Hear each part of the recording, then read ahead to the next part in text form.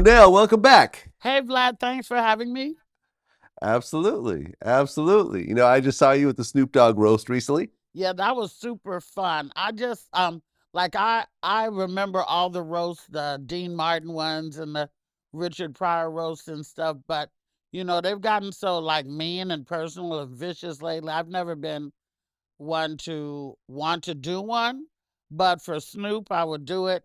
And I definitely don't think I did one of my best jobs there because I was like on the cards and they wanted me to say certain things and I wrote some stuff and they wrote some stuff and then I got there and looked like all the guys were just kind of free falling. So I wish I'd have done that, but it's in the can now. So, like, how does that work? Like, when you see these roasts on television, is like, is most of the stuff written for the comedians? Do the comedians mix and match? Do the comedians write their own stuff? Like, how does it usually work? Because I don't know. Well, I've never done one before except for to do the roast battle at the Montreal Comedy Festival in Canada. Hmm. And I didn't want to do that. So I think that if you're a real comedian, that is probably a little bit of both. They have writers that write things for you, and comedians that tell them that that sucks, and then they write their own. And then there's the kind that have stuff written, and they go up there and they don't do any of that. So I think it depends on the comic really, and the person being roasted. Right. Because I have a feeling like Mike Epps didn't read a lot of his script. Yeah, probably not. Yeah, it seemed like he was freestyling most of it. French Montana too, right? Yeah, that was interesting. Like French Montana doing comedy was I don't know. I don't know. It didn't I don't know if it worked or not. Well, they have a lot of people who weren't comedians who've done comedy because right before the roast, I rewatched the Richard Pryor roast with John Witherspoon and Marsha Warfield, and they had um, Tim Reed on there. He's not a comedian, and they had a couple of other people who weren't necessarily comics; they were actors. So they've had people roast people before that weren't comedians, but they usually have something funny they like to say about the roastee. So that's why I guess. Right, because I remember was it Martha Stewart roasted Justin Bieber, and she's definitely not a comedian, but she Absolutely not. she kind of pulled that off though. Well, I think she has a some kind of a dry wit. It seems to work on the new show that her and Snoop are doing now. The potluck, you know, Snoop and Martha's potluck dinner show. She gets a few in there. I think pretty much everybody's got a little one day, they might have a good day and get a couple off, but no, she's not a comedian at all. But I just for all the shit that I talk, I can dish it out, but I don't like to take it. And I really just even in my comedy, I don't talk about people per se. Some people who are, public and, you know, fair fodder for comedy, I'll talk about, but not really personal stuff. You know who really killed it, I think, I in know that who killed it. was that? I know who killed it. Who killed it? Who do you think killed it? Tony Hinchcliffe murdered it. There you go. That's exactly what I was gonna say. But it's obvious everybody who sees it will see that. And I already knew. See, I don't think those guys knew who Tony was, but I met Tony in Montreal at the roast battle. And I knew what he was gonna do. And he sat back there very nondescript and he came up there and actually I fell, if you remember, I fell out of my seat onto the floor. I When do. I do remember that. yeah. I think I do. I I think people do. saw my panties, I'm not sure. Like I didn't even know who he was. Like I hadn't even heard of his name. And like so this random white kid comes up, to the podium and just proceeds to murder it. Yeah, he's a writer, and he's been writing for a long time, and he's just a beast. I knew, I already knew. I was expecting big things out of him because I had to go up against him in Canada, and I was like, okay, you win, whatever. But yeah, he killed that thing, and I think that's probably going to go viral whenever it hits. Yeah, I mean we're actually bringing him in for an interview. Oh, are you? Yeah, Well, you be sure to tell him what I said. I will. Okay. Absolutely. Now, speaking of people who aren't comedians who do comedy, there's the whole thing with NeNe Leakes that just happened not too long ago. No, that happened a long time ago now. Well, I mean, what? This year though. Yeah, earlier in the year. So let's just kind of recap what happened for people who may not know the story. I really didn't think it was going to be this big of a deal when I did my rant, but all it was it seems to me that everybody seems to think they're a comedian. They don't even say, I'm trying to be a comedian, or I'm an aspiring comedian, or I have a desire to be a comedian. It's like, I'm a comedian. I can do what you do. Damn that you've been doing this 20 years. I'm so and so, and I'm a comedian, and I can go out and get your money. And when I was working in some clubs, I was looking up and seeing her face next to my face in a lot of clubs. And I'm like, well, what is this? Is she a comedian now? So for somebody who's made a living off of being really mean and snotty and bullying people on reality television, who, you know, I had met casually before, I just found it insulting that this person could come into my house and take money from comics who are legitimate, bona fide comedians. If she wanted to attempt to do stand up, fine. Wendy and many other people have attempted to do that, and they found that it was much harder than it looks. Wendy did it. She did it in theaters. She never did it in comedy clubs or anything like that. She did it. She got her money and she left it alone. It was basically just a gathering for her and her friends to come and talk shit and have fun. But NeNe was in comedy clubs and then roasted me for what I said on Instagram by saying, I never said I was a comedian. Be clear. And, you know, why don't you give me a call? Maybe I'll let you open up for me one day. Well, that was disrespectful.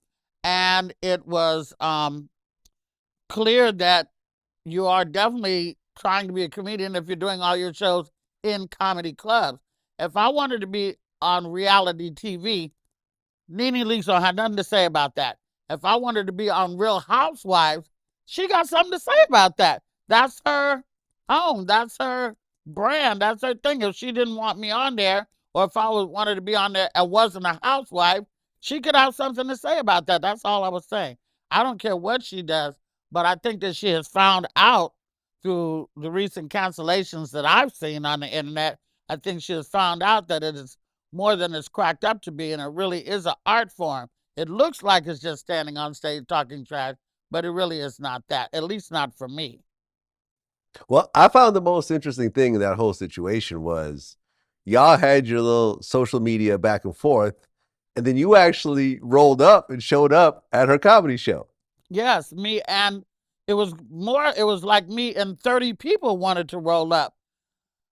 Other comedians that were there in solidarity with me, but J. Anthony Brown, whose club it was, um, you know, got wind of it and shut us down and was like, we don't have no more tables, we're sold out, and you can't bring all your friends up here. I'm like, but we're comics. We can come to any comedy club that we want to at any time we want to. No, no, don't come up here starting no mess. I wasn't going to come up there starting any mess. I'm a grown woman. I don't fight women in the streets like the housewives do, but I will show up and make my presence known to see what it is actually you're doing. And that particular night, some of the comics in my circle showed their solidarity, some for her, some for me. The ones that showed their solidarity for her, I just write them off as being ass kissers and, you know, fame whores and trying to snap pictures with her and all that. And her whole act that particular night was just talking about the housewives and me, which if that was the routine and she had worked it, might could have been okay, but it wasn't. And I just sat there and I just took it and I just looked at her and, you know, she said some real, you know, foul shit and I can take that, you know, so I just looked at her and left. My girlfriends wanted to throw a chair at her ass. But it was like gay pride up in there at that particular night, which I ain't got no problem with that either. But they were all her fans, and, you know, we didn't want to start no melee. They were charging $50 to take a picture with her. She was charging that or whatever. And if that's what they want to do, that's fine. I just don't see why I had to be in a comedy club. But, you know, Jay Anthony welcomed her in. He could do what he wanted to at his club. They had a good time, I guess, and I guess they spent their $50 where they wanted to. Well, while she was performing, I guess she was trying to bag on you at the time, and she Yeah, was calling you what, Cisco's grandmother? yeah. Oh, now how was her actual routine? You know, because I mean, why isn't there there's no video or anything else like that floating around, is there? Well, that's one. There's no evidence of it. You know, usually people in this social media world are always taking videos. So I don't know why anybody didn't video it, but well, there was a little that got out. But I mean, if the Cisco line had been funny, it wasn't funny. Cisco is dated. You know, he just showed back up on the Soul Train Awards. You know, that wasn't even a a, relevant comment. You know, it was old comment. It was stale, and she could have came with something harder than that if, in fact, she were a comedian. But to just go and talk about somebody in their house, I found it to be, you know, tired and insulting. And TMZ was not there because they caught wind that NeNe was going to be there. They were there because my publicist called them and told them that I would be there. And so that's why they were there. And they asked me what I thought at the end of the show. And they asked her what she thought. Well, being a seasoned comedian, you know, because like I think a lot of people want to be comedians. Like I've always like in the back of my mind thought, oh, maybe one day I'll just try it, you know, just for the fun of it. Like, what is the hardest part of being a stand-up comedian? Well, I mean, I think that answer would vary between different people. For me, um, the hardest part of being a stand-up is not the material, because I can come up with material like that. I think real comedians that are comedians in their body, their brain is wired to see the funny. Even at like my mom's funeral or even at anything, your brain is wired to see the funny parts of it. I think for women comedians, which there is a difference, I think the packing and the unpacking is really a grind. The loneliness on the road and the neglect of your children and your family is really the hardest part for me. Has nothing to do with uh, the material or even the money, because we're definitely underpaid in comparison to a lot of fellas who are not, maybe in some people's opinion, as talented. However, that's not even it, because I do other things besides just stand-up comedy, film and television, and personal appearances and radio and everything like that to subsidize that income. And I'm living, you know, just fine. But the neglect of my child, being a mom, the neglect of my, you know, relationships, and women have a lot more stuff to pack than fellas do, Hmm. you know, perfumes and earrings and all that type of stuff. That gets to get on one's nerves. And I think that's what's hardest for me. Well, some people are, you know, natural comedians and move through the ranks really quickly. Like I remember I saw this little documentary about Eddie Murphy, and he said that he didn't go through this long multi-year grind. Like he did a couple comedy clubs, and then he just, you know, right away they asked him to you know, to come on Saturday Night Live and audition, and he just nailed it right off the bat, and next thing you know, he was on television. Like, he didn't pay his dues and go through this grind that most comedians went to. So, it's not always, you know, almost like a school you have to go through. I mean, are you familiar with the story? Sure. And I mean, I'm familiar with the story. I know that era. We're, you know, probably around the close in proximity and age.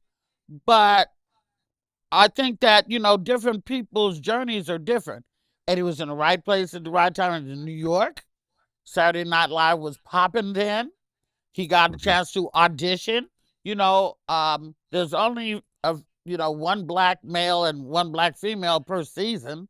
Mm. If more black people were allowed to audition, even myself, we probably could be on. You know, Saturday Night Live's not the only comedy show out there that was there at that time. Like Eddie didn't do, Comic View and Def Jam, and I didn't even do Def Jam. Comic View was my national television comedy debut, and for many seasons thereafter. Everybody's journey is different. Some people are still out there grinding and struggling, like myself, that don't have any television shows, because actually you can do all the comedy in the world, but until you get on television, you're just going to be that guy down the street or that chick down the street. TV is what changes it all, and a television show that you're a star on or your own is what's going to get your money up, get even more people out to see you, and get you booked in more places. But Eddie is, there's phenomenal people in this world, and he's one of them. It just so happens that the phenomenal women in the game, I don't, they tend to be few and far between. Cheryl Underwood being one. The queens of comedy, Laura, Adele, Monique, and some more. Another group of wonderful women. But as you can see, the queens didn't spin off into branch into game shows and talk shows and get sponsorship deals like the kings of comedy did. So the women just don't always get the breaks that the guys do. I don't know if it's the women's fault that they didn't capitalize on that, because back then, we didn't have a lot of publicists and this and that. There wasn't any social media, or the social media that was had was, hey, that guy down there, he's funny, you should go see him. Or that girl with the short, short hair, you should go see them. That was the social media. So, everybody's journey is different, and you can't get what God got for you until he wants you to have it, no matter what you do. There you go. There you go. Now, I was watching another interview that you were doing. I think it was on Hollywood Unlocked. And you said that you've actually dated women in the past. Yeah. I wouldn't call it dating per se, but I came up in the Bay Area, Berkeley, San Francisco, in the 70s. Lots of drugs, lots of free love, sex, group, this, that. And, everybody was pretty loosey-goosey and doing what they wanted to then. But I don't think that I was the type of chick who ever could be built to be in a long-term relationship with a chick, because I love men and men love me. But, sex is sex. Orgasm is orgasm, no matter who gives it to you. So, well, being that you have short hair, do you have a lot of women try to approach you over the years? Not so much anymore. Not really. It wasn't even that women were getting at me then. Most of the interactions I ever had with chicks involved a guy. You know what I mean? Most of them. Some guy introduced us, or we hooked up with some freak fest, freak Nick, or whatever like that. But it was never like I didn't go to gay pride and hook up with chicks or anything like that, or go move in and live with any chicks or anything like that. Just some, fun shit for the weekend or whatever like that. That was it. Been a long time. So with that experience, like, what's your take on Young M.A.? On who? Young M.A.? Who's that? That's the lesbian chick who got that song, Ooh. You know what I'm talking about?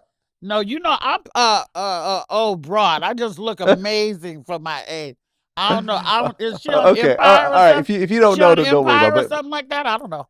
Well, you know what's funny is actually the role, the girl, the girl who's in prison right now on Empire was actually originally written for Young M.A., but she ended up turning it down. Is that Snoop looking girl?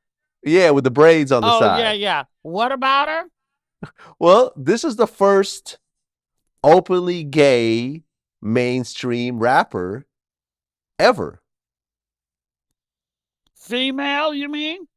Well, just period. Because, there's no openly gay male rappers, and I don't think there's been an openly gay female rapper up until her. Like, she's actually talking about fucking chicks in her song. Well, there are openly gay male rappers, but they're just not getting mainstream. I'm talking Right. about mainstream. Yes, Okay. there's always going to be a gay thing, within their own Well, see, community. But I don't, I don't, I'm not into that much of that young hip hop music.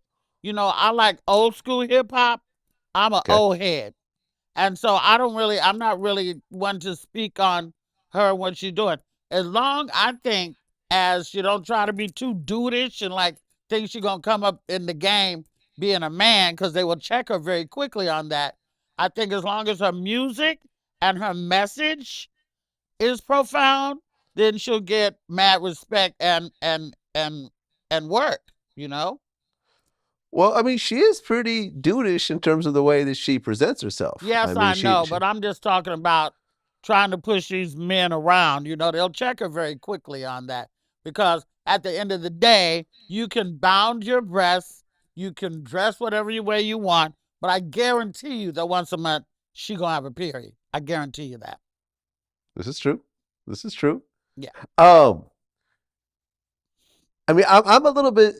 It's interesting. I'm a little bit surprised because there's always been rumors about certain female rappers over the years. There's been rumors about MC Light. There's been rumors about the Brat. There's been rumors about Latifah. Latifah, It goes on and on, but no one's actually come forward and said, "Hey, I'm gay. I'm not into the which opposite I think sex." that's sad, because Yeah, if you look at the Brat and if you look at MC Light and if you look at Queen Latifah, you know, let's say they're not gay. Well, they've never been associated with any men ever. right. That part. And they're beautiful women. They're Hmm. not trying to be stud broad. I mean, the hardest you can get in that group is the Brat, and the Brat wears more makeup than I do these days doing Dish Nation and everything. That beautiful girl. Right. She did a couple of videos where she was in a bathing suit. We're like, the Brat has boobs? Like, look at that. Amazing.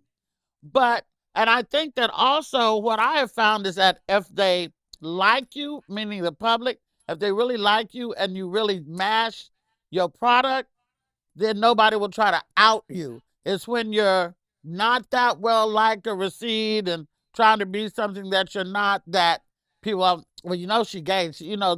It just seems to me that if they really, really like you, then whatever you are, it doesn't matter. But I mean, are those rumors? I thought those were facts. Well, none of them have come forward and said, "I'm gay." So at this point, it has to be a rumor, Yeah, right? they must pay really well because nobody's even talking. They sleep with somebody and nobody's saying nothing. And everybody else is sleeping with everybody else is running around. I smashed this person, smashed that person. And usually the gay and lesbian community is pretty messy. So hey, I know that I have mad respect for all of the aforementioned women, and their rap and career game has been strong for decades. And I think that the way they carry themselves supersedes all of whoever they sleep with. But I just know that if the Brat or MC Light or Latifah would sleep with me, I couldn't hold it. I'd be telling people. I don't care how much money they gave me. Now, do you think there'll ever be a male gay rapper on the level of a Young M.A. where there's a poppin' song talking about fucking dudes and stuff like that? Well, I don't know. I'm sure maybe, I don't know about in my lifetime. It's just that the whole connotation, see, is so much more acceptable to see two women holding hands walking down the street and kissing. And it's so disgusting to another part of the the community to see two men doing the same, that I really don't think is going to be as acceptable, even though it may be true. And sure enough, there need to be songs written about male relationships. But, Mhm. there's and there's so many down low male rappers that, you know, I think the homophobia aspect is going to keep it in the closet for a very long time. I don't know. I wish that there was a male gay rapper that was just a bomb, that looked good, that wasn't so explicit, because nobody wants to hear about two dudes fucking. Sorry, you can make innuendo, but nobody just wants to hear about that, you know? I mean, maybe they do. I don't know. I don't care to love. Okay, I love him, whatever like that, like they're doing. But I just the whole physical aspect that's private, I think, and you don't need to be singing about it so much. But neither do the straight people. They can shut the fuck up with all that too, if you ask me. Well, there is Frank Ocean. Yes, and he's somewhere in the ocean, isn't he? I mean, he's out there working, but he's not on a lot of the main award shows like he could be. And he Well, had a no, I little, mean, he won a Grammy for his first album. yeah, but well, how many years ago was that? 3? Yeah, like 4 years ago, something like Okay, you that. can't even, and this industry and this society has about a 2-week attention span. 4 years ago is like 20 years ago.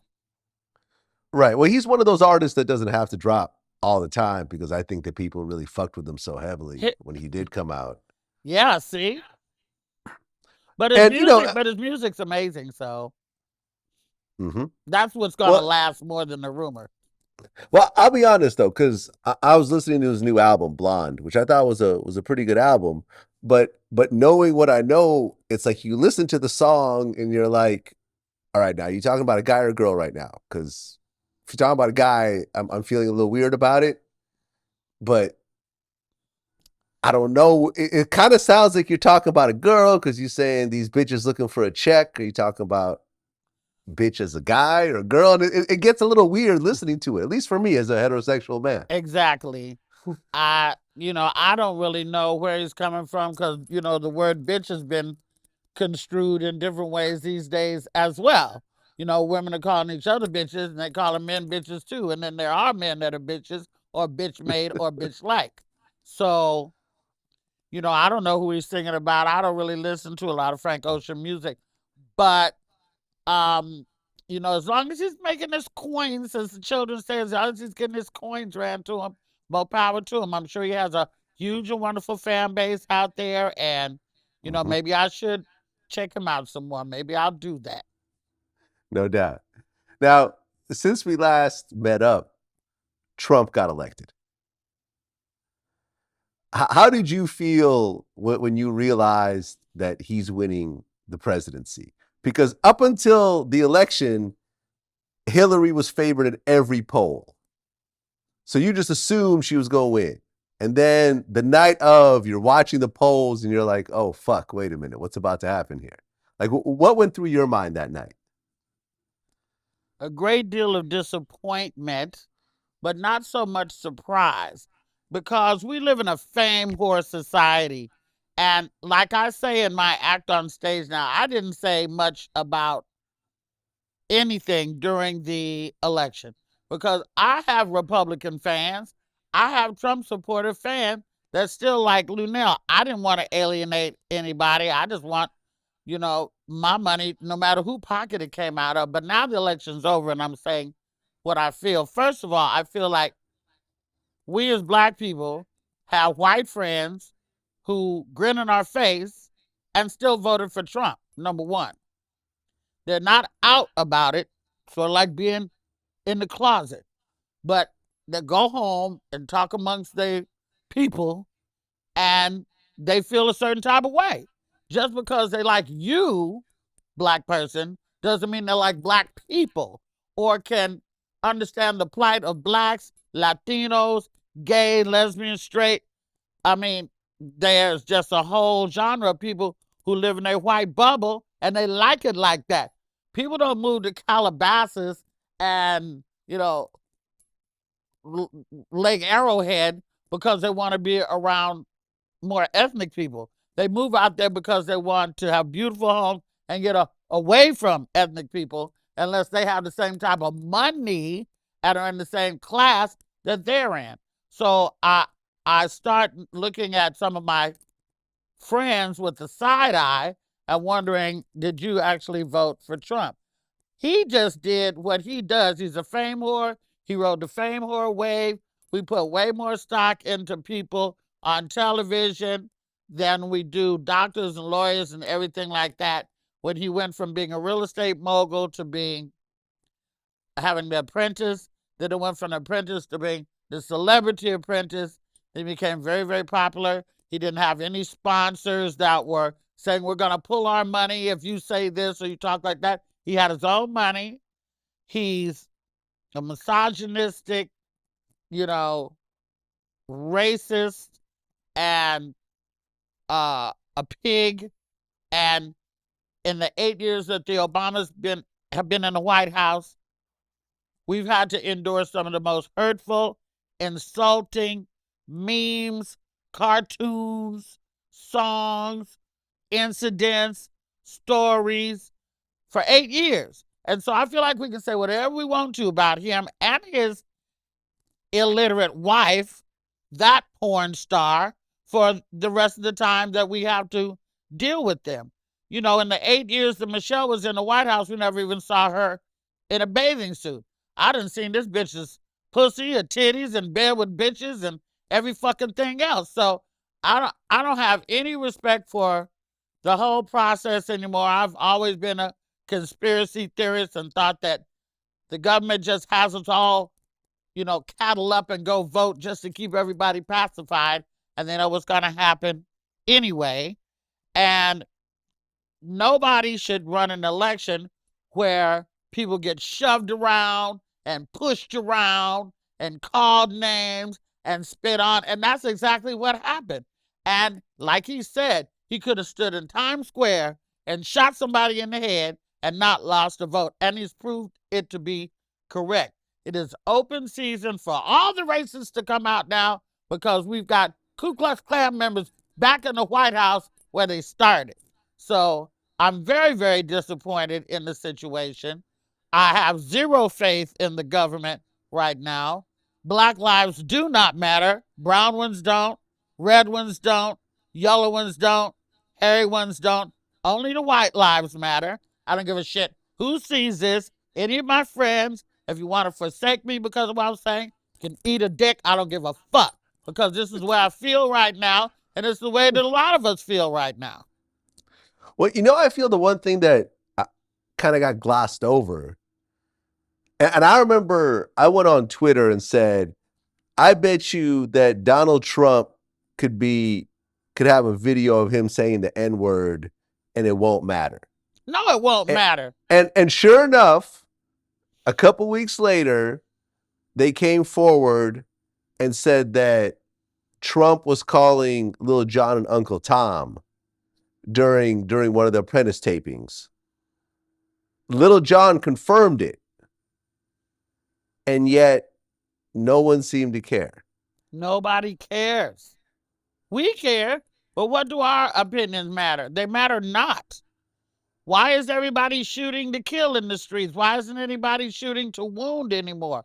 How can you tase a woman in a wheelchair and knock her to the ground? How come you can write a song like Fuck the Police 20 some odd years ago and it rings true in 2016 and 17? Why? Because nothing has really changed. It's just been masked. We are at siege right now. We are at war right now in these streets. Me and my Mercedes can get pulled over and drug out the car and beat down on any given day. It don't matter that she was in Borat. No, that don't matter. Nothing matters. Nobody's safe. You're not safe. You look like an immigrant, Vlad. I don't know where you from. I'm from Russia. Or whatever your name is. Nobody's safe unless you're a white Anglo-Saxon Protestant male. They don't have any respect. Either him and his whole cabinet don't have any respect for women or anything like this. So I just am just not going to let it affect me. I'm still going to get my paper, hopefully. Praise God, I'm not on Section 8 and have an Obama phone because they're about to shut all that shit down. And I paid for my own daughter's education at college, so I don't have to worry about any grants or somebody coming to seize my home to try to take the money back for what I owe my kids' education. It's just a big hot mess, and I'm sure we're being laughed at all over Europe and Asia and every place else. It's a pitiful shame. I mean, yeah, because I was actually in London when the election happened, and literally everyone was like, yo, what the fuck? Like, yo, are you serious right now? Right. We're a laughing stock. He wants to make America great again. It would be great again for him if in that White House they had a bunch of black people in the kitchen cooking and singing hymns, and they had a bunch of Latinos out there washing the cars and shining up the tires, and he had a couple of black chicks and Latin chicks up in that bed, warming that bed up for him at night. And that's the America he wants to see. And that's what he's about. That's probably what he's about to get. Now, Trump is actually the first president in U.S. history that's had no political experience, no military experience, or no diplomatic experience. So he just came in with zero experience. Now, like I heard that The Rock was actually thinking about running for president next time. Do you think that we're now in a place where political experience, knowing how to do the actual job, just doesn't matter anymore? The most popular celebrity is going to start winning moving forward? Yes, I do. You have to have more training to work at In-N-Out Burger than he has to be in the White House. You know, it's a popularity contest now. Even though I'm not a staunch Hillary supporter, she's already been in the White House. Her husband was the president of the United States. She gave her whole life to service. She's been in the Senate, everything like this. She knows everything about politics, which Donald Trump, I'm sure, has a bunch of advisors telling him everything. Does he realize he's going to have to give State of the Union speeches? That is going to be a laugh. I'm going to smoke a joint, give me a bottle of Henny, and watch that one for sure. Me too. Yeah. Me too. Well, we got our fingers crossed. You know, we got to. I got these fingers crossed. So last time you were on here, we were talking about Rob Kardashian and Black China dating. And you were like, I hope they have a baby. That'll be the biggest fuck you to everybody. You know, they're going to make a Kardashian. And look what happened a few months later. I only wish it could have been a boy. Oh, So right, they can because it's a keep girl. that Kardashian name forever. You know, but she already has a boy, so she has a little girl now, Dream. Very cute child. Hopefully this will be the best thing that Rob ever did. Because I don't want to, you know, every family's got their loser. I certainly have one in my family, a couple. And, you know, not to say that Rob's a loser, but he has certainly got shoved to the back of the line on the attention train. You know what I mean? And that's probably why he had a little weight gain and shut himself up in the house. Because food don't tell you that you're a loser. Food says, come on, I love you. And if Black China was able to get 45 pounds off of him and get him out of the house, kudos to her. I don't see why he, you know, it was a surprise to anybody ended up with a sister, because everybody in the family dates black people except that the little racist one, the little Kourtney or whatever her name is. I only say that about her because one time they had a episode where I think Chloe and them were gonna go down to Skid Row, probably a setup for the show, go down to Skid Row and give out blankets or water or food or something like that. And I heard this bitch say, well, why do you care? Why do you care? I saw it come out of her own mouth. So I changed my idea about her. But kudos to Black China. I'm just glad she had a healthy baby. And I hope that they're really, really happy and that this is not for any other reason that she loves this fat ass. And if that's the case, then God bless them both. And I hope they have a really cool, you know, family. It's dysfunctional. It's already out the gate. This is your dad. He dates his sister. And then if they have a baby, that their kid is going to be your uncle / you know, what? I don't know. Right, because, you know, even the mom, Kris Jenner, has a black boyfriend now. Yes, little Corey. Oh, man. I wonder, does he know Frank Ocean, from what I heard? I don't know. Well, I just shudder to think what Corey got to do in order to keep those checks coming. Well, I'll tell you what you don't have to do. You don't have to work. You don't have to talk. You don't have to do nothing but be Chris's little handmaiden and stay in his place.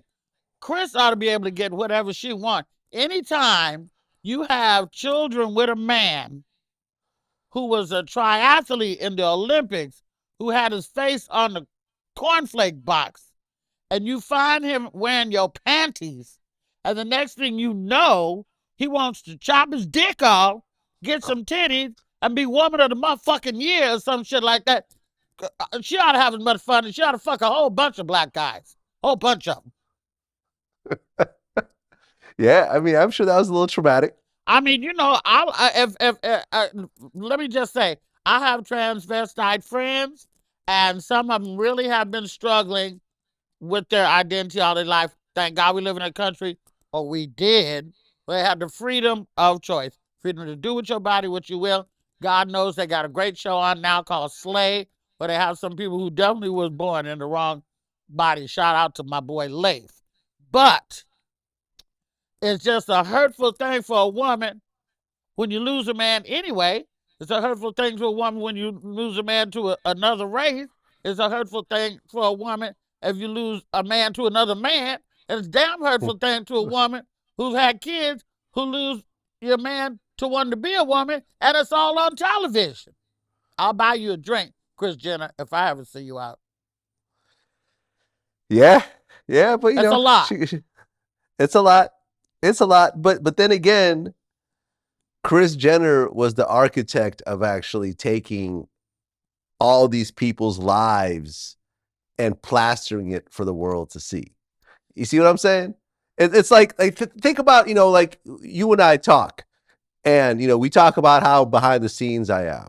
Like I could be really a lot more famous if I want to be.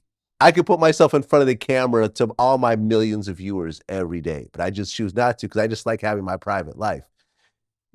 Kris Jenner was the one that pushed everyone forward, even to the point, because people, you know, even to the point of the Kim Kardashian sex tape, because people say, oh, that tape got leaked. It didn't get leaked. There is no more leaking. There's no leak. You can't leak something and then have it sold in stores. That's There's not no more legal. leaking. Plus, Right. I don't even know anyone who would want to capitalize on a naked fuck sex tape with their daughter's vagina for millions to see, including the children, everybody in your family, your nasty uncle, the priest at your church. They've all seen it. They've all seen it. You know, I would be so devastated if my daughter had a sex tape out. It would kill me. I would do everything I could to smash it. I certainly wouldn't go and sell it. I would not do that, because you got cousins and family members, and you know how many people in the Kardashian family have that tape? They probably gave them out of stocking stuffers a couple of years ago. Well, speaking of that, you've had some words about Amber Rose in the past. What'd I say about Amber? Well, you talked about her whole slut walk thing and how you didn't agree with all that. I don't. Why is that? Well, I mean, I've been a victim of sexual abuse, rapes, molestations, all that stuff. And if you want to empower women who've been through that, first of all, the title, I think, is degrading. You know, I think that what she's trying to do is take a word that's been used on them and turn it around and empower people. But then why do you have to dress so slutty at your fucking slut walk? Why does it have to be a slut walk? Why can't it be a women in the industry walk or a women empowerment walk? You know, I just don't want to, wouldn't want my kid to participate in that, even if she was a slut. I got sluts in my family. I've been slutty my damn self. I'm not going to do a fucking parade about it, you know? If it's a thing for strippers or girls who've been loose in their life, there's ways to do that without, you know, is it going to be annual or anal? Yeah, I think so. I think this is the second one, I think. Well, I mean, she can do what she want to do, apparently, because sluts, hoes, and bad girls are winning right now. They don't have any shows about, nobody's watching shows about girls in college. Nobody's watching about shows about girls graduating in degrees and becoming scientists and doctors. They're not doing shows about that. Don't nobody want to watch that. They want to watch sluts. Sluts are fun. They're intriguing.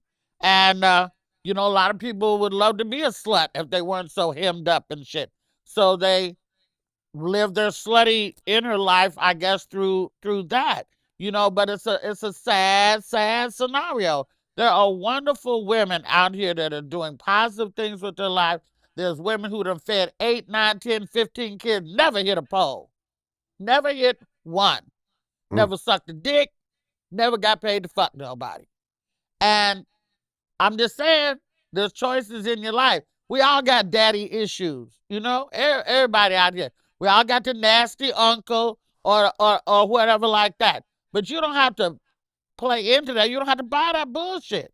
You know, you can lift yourself up and be strong. And it doesn't mean that, oh, my daddy, he used to, I'm going to be a stripper. That's some bullshit. You want to be a stripper. That's what you want to do. You want to pull your tits out, get paid for it. You want to clap your ass on Rick Ross' face and get money. That's what you wanted to fucking do. Nobody holds a gun to these bitches and says, get on that pole.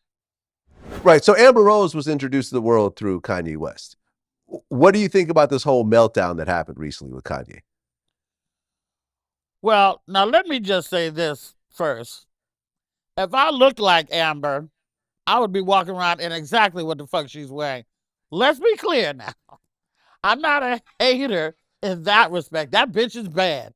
I will say that. And she spun off of Kanye's dick and landed on Wiz's dick, and spun off Wiz's dick, and now she's landed on Machine Gun Kelly's dick and spun off that dick, and she's just a spinning top of rich men. And that's fine.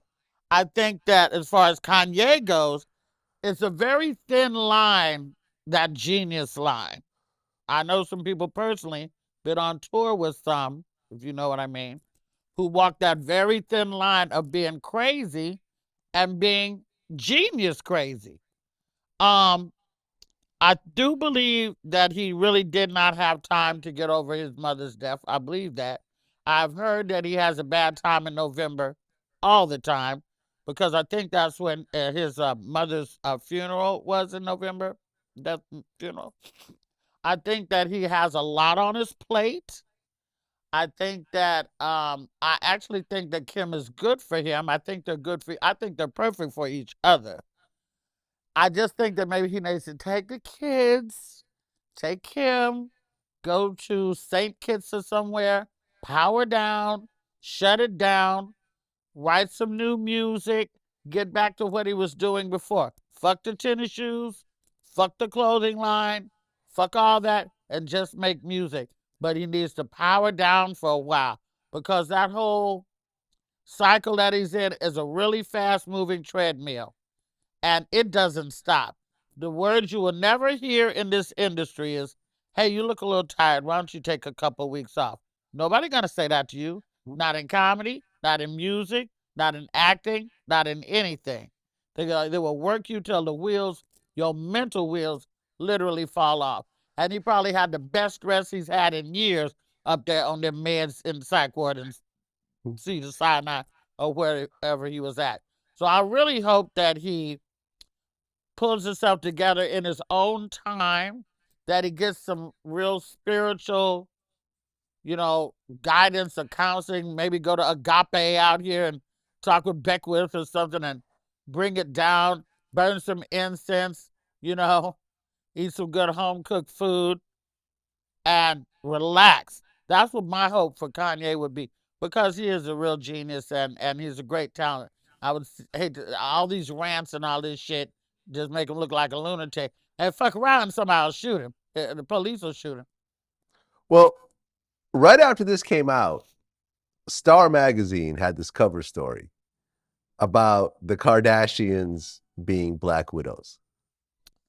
And they broke down every relationship, you know, from Kris Jenner, her husband became a woman. Lamar. Lamar became a crackhead. Scott Disick's an alcoholic.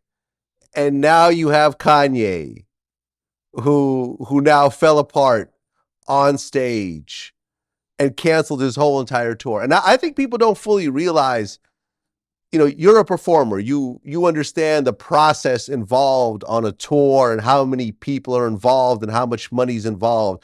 For you to just walk out on a major stadium tour and say fuck the rest of these shows, this has implications of tens of millions of dollars and thousands of jobs. Well, I heard, first of all, Lamar was a crackhead before. He was just a functioning crackhead. But being in that cycle, I think just sent him back. And then he had very horrible friends around him that are dead now. His boy Jamie died. I think, and he almost died. Think about that whole situation. He came back out, and then a couple of weeks later, he's at the bar knocking back some Jack Daniels and shit. So he's not just a crackhead; he have a mental problem, which is a shame. And by the way, I saw him and Chloe's sex tape too. What's all this taping? I've been fucking for years. I ain't never made no sex tape. I don't want to see the nasty shit I'm doing the next day. You're damn right. I don't want to see it. I think that there is maybe a little bit of a I don't know if you call it a curse, but what I heard is that Kanye really didn't cancel the concert. I heard the promoter people shut it down. Now, for them to do that, like let's say it was AEG or whatever, for them to do that and know the millions of dollars that they're gonna lose, you know, it's almost unheard of, because they'll wheel you out on a gurney to do a goddamn show. When Cat was nothing to fuck up, didn't nobody stop his show. They let him go out there and snap right in front of everybody, and they didn't give a fuck, and they kept that goddamn money until they just absolutely had to refund people and stuff like that. So wait. So let me stop you for a second. So at one point they started canceling Cat Williams shows? Are you being funny? No, because I remember he was doing shows throughout the whole like meltdown. Like right after he got into like that wrestling match with that kid, he did a show right afterwards talking about it. Well, they just had to cancel and refund Oakland. Oh, I didn't know that. I'm not being funny. I honestly didn't know. But that was because they did something that he said. He said he didn't want to do Oakland. He told him he wasn't going to do Oakland. They booked Oakland anyway, you see? Okay. Well, he didn't do it. So there you go. But the Kanye people, I heard that it wasn't Kanye. I heard it was whoever the people behind the concert that shut it all down. I could be wrong. That's just what I heard on the underground. And it is a lot. It takes a lot, because they've already booked those venues. You know, they've already printed out tickets. They've already printed out merchandise. I don't know. So if he did it, if he has the authority to do it, which I would think that if you just don't show up, but then, you know, if you just don't show up, your show is canceled. But then they sue you. You know, I'm beginning to believe every day a little bit more in this Illuminati. Yeah? I'm beginning to believe a little bit more every day, because the devil is alive and working overtime right now. He's in the White House, painting the walls right now. Did you see the Orlando Brown interview that we put out? I don't think I saw. I didn't finish it. I didn't see all of it. You didn't see the one where he's talking about Raven? He does the little song? No? No. Hold on a second. Speaking of Raven and Mickey Mouse, you had that line in No Fear. Yeah. Can you see this? You know what line I'm talking about? Yeah. Yeah. Tell Minnie Mouse to suck my sack like Raven did when she was black. When you hear that rat-a-tat, I suggest you niggas scat. Yeah. Yeah. Well, I meant just that. Just that? Just that. Yeah. So what do you mean to say like Raven did when she was black? I mean, I told you in the first interview. I mean, she gave me, and then I gave her some. I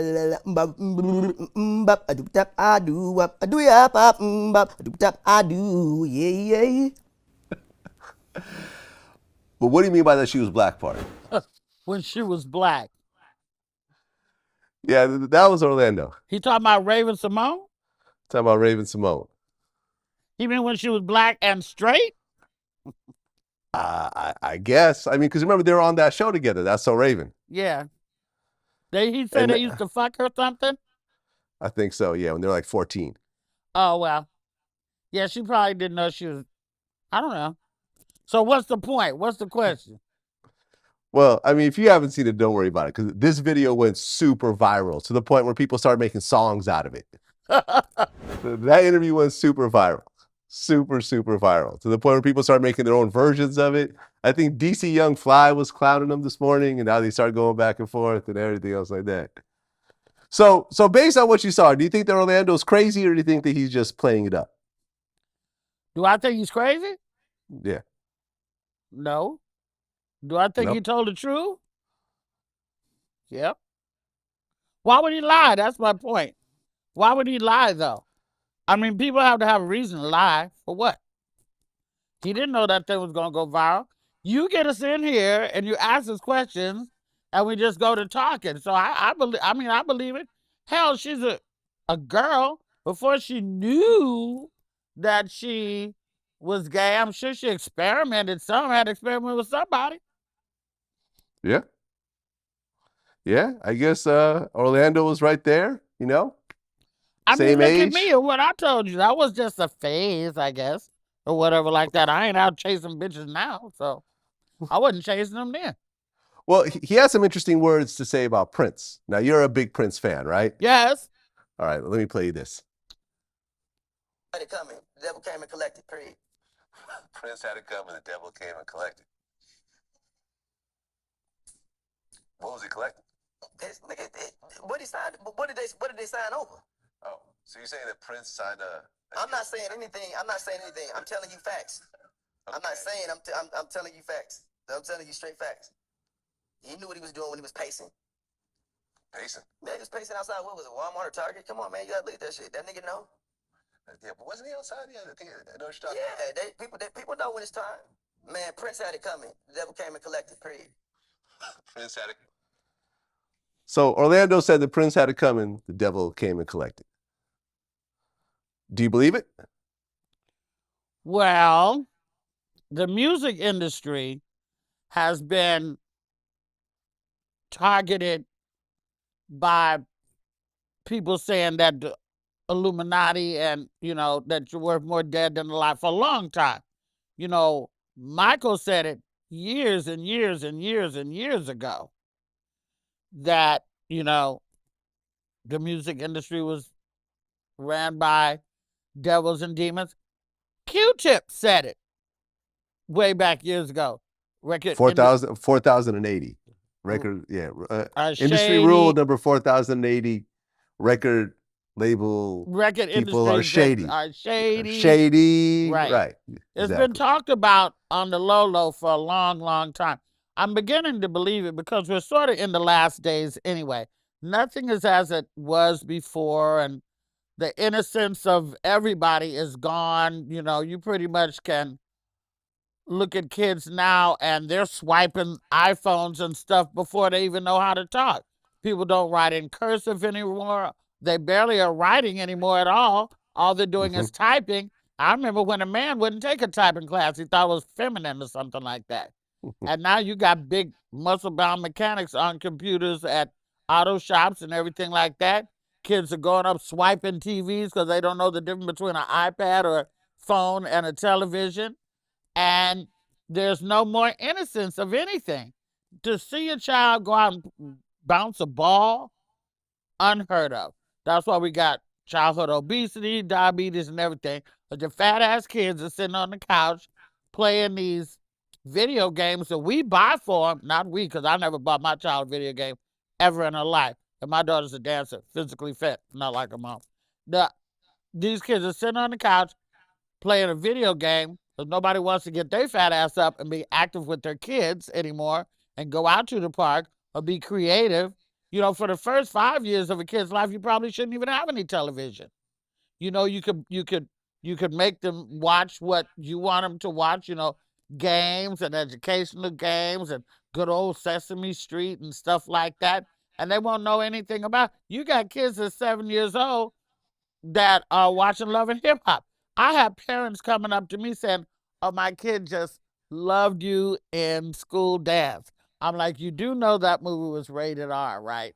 They're like, "Yeah, but he just loved you." I'm like, "You shouldn't probably be letting him watch that, or That's My Boy."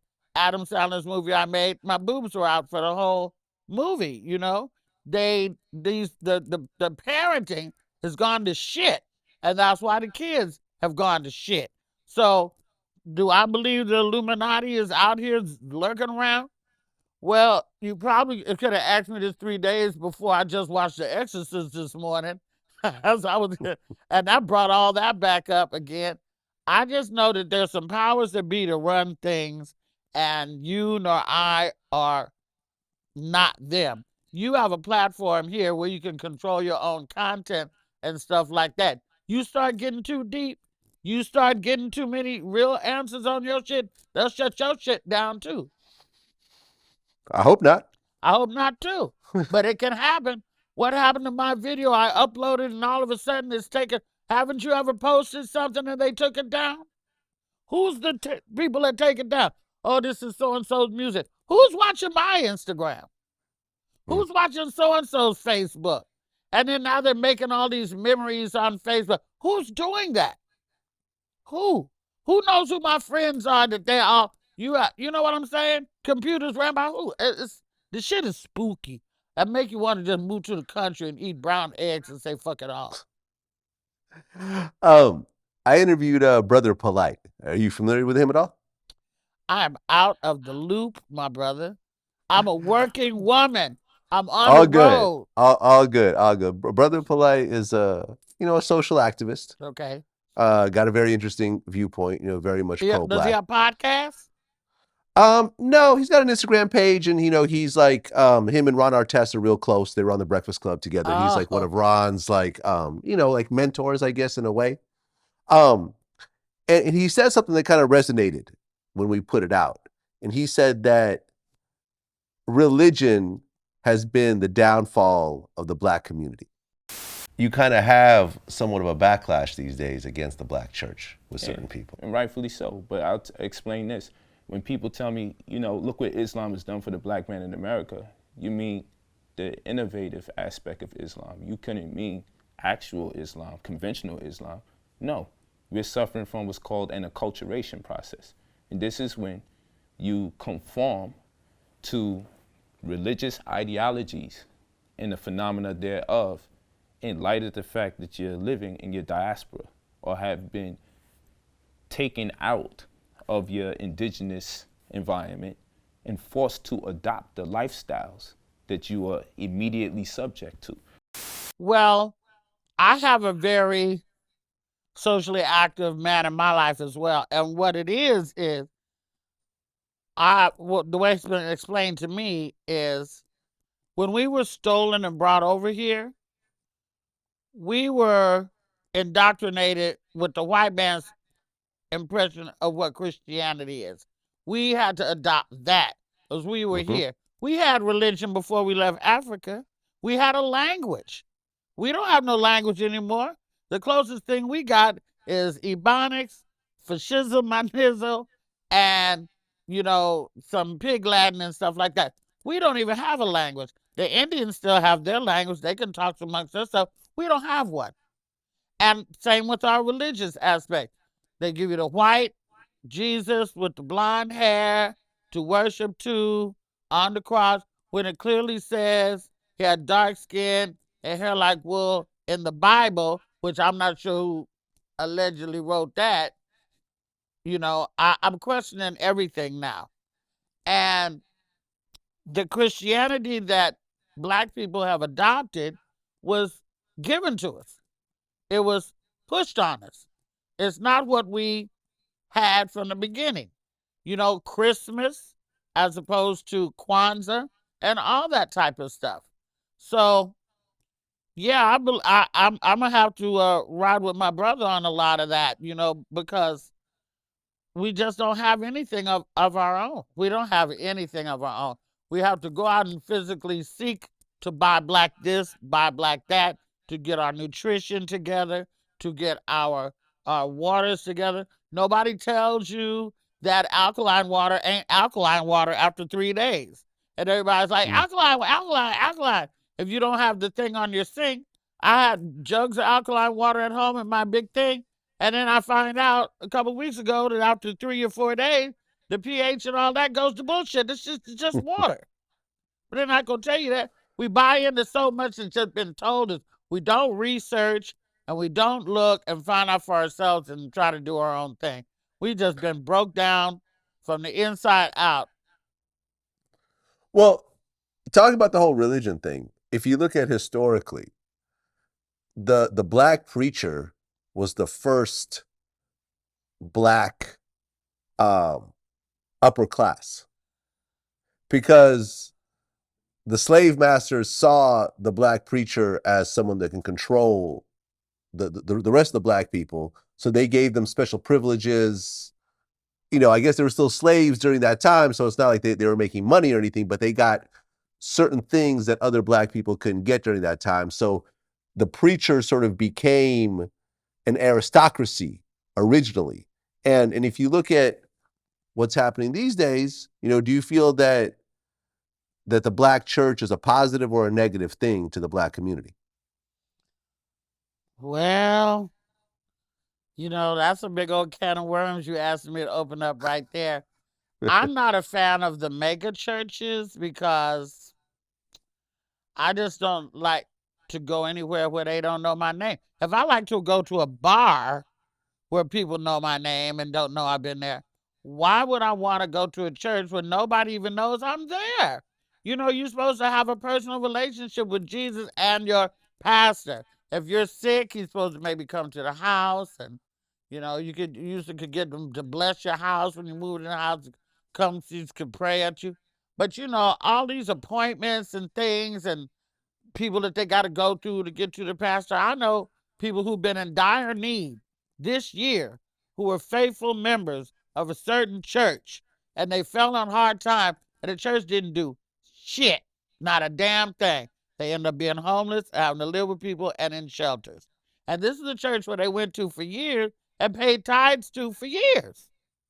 So, I mean, it depends on what you're looking for. You know, personally, me, I like gospel music. I like being around my people. I like, you know, reading my scriptures and stuff like that. I like that. But then I also know that the preachers are only human as well. And I know preachers I've had sex with. I know preachers that have had sex with other people. I know preachers that have cheated.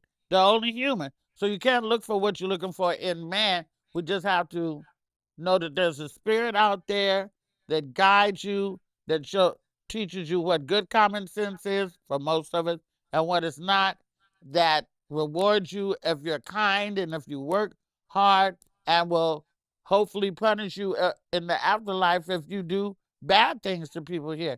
That's the most I can grip on, because I've done the whole organized church thing. I've been in the choir. I was a faithful member. I tied it. I got burnt every fucking time. Burnt every time. So I go when I want to, and other than that, I just have to reach in myself and connect with the higher power that's in myself.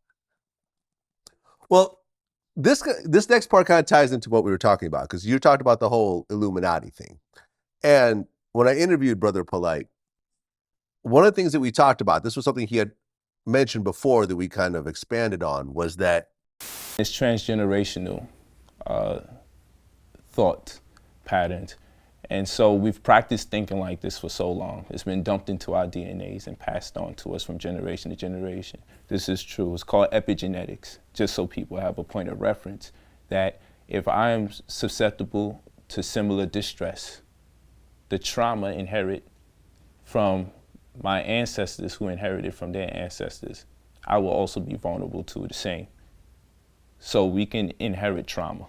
This is through epigenetics, it's true. You set the stage for similar moods, anxieties, foods, and maybe even music. And those algorithms will undoubtedly precipitate similar thoughts and reactions. That's called epigenetics. And so being in slavery for so many years, the only thing a slave can conceive of getting any type of wealth from would be by way of their slave master. They got their food, they got their clothing, and they got their shelter. When you see certain rich black people, a lot of people suddenly say, well, he's Illuminati. She's Illuminati. Beyonce, Illuminati. She sold her soul and had a blood sacrifice, and Jay-Z must have killed 100 people and sold his soul to the devil and so forth. And what we talked about was that he feels that the reason why a lot of people think this way was because historically, Black people who became rich were given that money by the white man. Historically. You couldn't become a rich Black man unless a white man wrote you that check. So he feels that people are sort of kind of blinded by this whole Illuminati thing because of what's happened previously in America. What's your take on it? Well, I just know that, well, I feel that as long as you can look at industries like television, film, and music, and you don't see anybody in the upper levels that represent any of the artists that are making all this money for them, you have to think that way. It is the white man that's writing the check. It is, until we get more Blacks and Latinos and Persians and Asians in executive positions. Then what else is there? You know, they have to change policies. Screen Actors Guild, AFTRA, all this stuff. Old white men, some old white women, but they're white and they old. The Oscars so white, all that. The people are winning Oscars for movies that nobody, you or I, even know ever even seen. How does that happen? And then you get these people that get the super money. There's like only like 12 of them, you know, and they get the super everything. But then why is it that you can get this money in front of everybody, but all you're giving back is so on the hush hush? Like, you know, if you're a billionaire, all we see is you making this money. We don't see you building any schools. Like the Kardashians, they have some charitable shit, I guess, that they do. Well, we don't know what the fuck it is, you know? And how can a whole clan of bitches, everybody, become hugely successful unless maybe Kristen made some little side deal with the devil? You know, it's just very spooky thing to think about. I don't know who runs what, but I know who ain't running nothing, and we ain't running nothing. Well, when you look at music, though, you see a lot of Black executives in music. Like L.A. Reid, very powerful person in music. He's no Clive Davis. She's no Clive Davis. I'll give you that. Berry Gordy. Berry Gordy is Berry Gordy is a amazing. Clive Davis. I would actually put him above a Clive Davis. I'm gonna have to give Barry that, because and he's not dead, and he's not near death, you know, and he's got a whole Motown legacy, gone into the play now and everything like that. There are a few exceptions, of course, but it's not by any stretch of the imagination equal or even partly equal. Is that to say that we don't have the same quality of brain of people out here that can do the same thing that the mega rich white guys have done? No. They're Jay-Z, fucking Marcy Projects used to sell dope. He's a self-made man.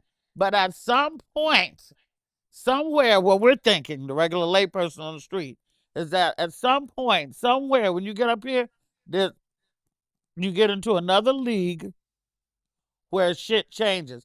I've seen Black artists, regular street hood motherfuckers, girls and guys, and then when they have a concert, their Black friend, the Black can't even get to them for the sea of white people that come into your orb, the executives and your attorneys and your this and that. You're sitting at a table, one Black artist, sea of white people, Black folks trying to get over there to say hi. I don't know what that is. I don't know if there is an Illuminati. I probably, they don't want to fuck with me. They're not going to come get me. I know I'm not Illuminati worthy, but, you know, there's something going on that we're never going to know about unless you get into that world, you know. Tom Cruise and this whole Scientology weird shit that's going on. What's the big motherfucking secrets? Why everything gotta be goddamn secret? How come if the shit is on the up and up, why don't you open up the doors, let everybody come in and see if it's, but it ain't like that. Why is everything such secret? Because Illuminati. And who is the Illuminati choir? You ever hear that fucking spooky ass Illuminati music? You'll be watching that shit till your eyes bleed. 5 o'clock in the morning. Oh, they got the spooky. Who's making that shit? What, the Illuminati record label? Well, why is it? You know, because I'm not really familiar with the TV and movie world. You know, what I do is like the YouTube internet world. But you have Jay-Z, who was a rapper. He went multi-platinum. Then he became the president of Def Jam, and then he went and launched Rock Nation, which you could say is the most, well, no, I mean, one of the most successful record labels of all time, hip hop record labels. You know, Birdman went and started Cash Money and sold like 1 billion records. But why don't you see like a Jamie Foxx or a Will Smith become a major Hollywood executive? They're still doing movies for checks to this day. You know, like Will Smith is still working and getting checks cut by a bigger, richer entity. So is Jamie Foxx. So is, like, I mean, who are the other major black actors out there? Denzel Washington. Like, you don't see, like, you know, for example, Steven Spielberg went and started DreamWorks. He's not getting checks from anybody these days. He's writing his own checks. He's writing other people's checks. Why isn't Will Smith, Denzel, Jamie Foxx, Eddie Murphy, whoever else, how come they're not the executives? Because they obviously know the business extremely well. That's a very good question, and I don't have the answer, but I think maybe they don't want to be, you know, we have a very, I got mine type of mentality. My people do. You know, I got mine. You know, you get yours. A lot of us don't, we put somebody on, but only to a certain extent. You know, I give credit to people like Russell Simmons, who has done a lot musically. He's trying to tell people about the way we should eat. He's, you know, done a lot of stuff for comedians. He's starting his own, you know, networks and the card for financial independence, giving people cards who never could have got one before. I give credit to people like that.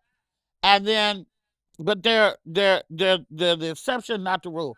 I don't know why some of these other paid mega African American performers are not. And can you name any women in that category? By the way, nope. I mean, I guess Queen Latifah has her own production company, but it's not. She's not the head. She's no of a Eddie studio. Murphy. She's no Jamie Foxx.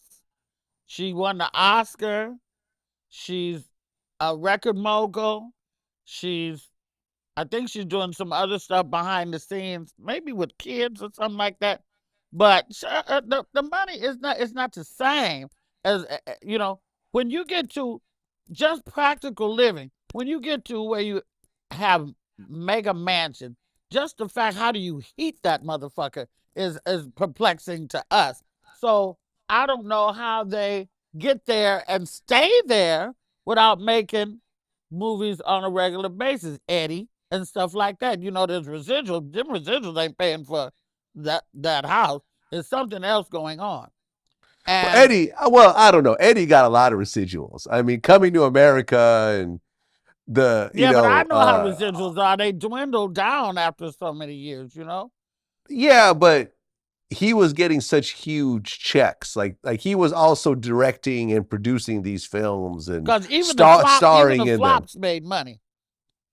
How much is Eddie?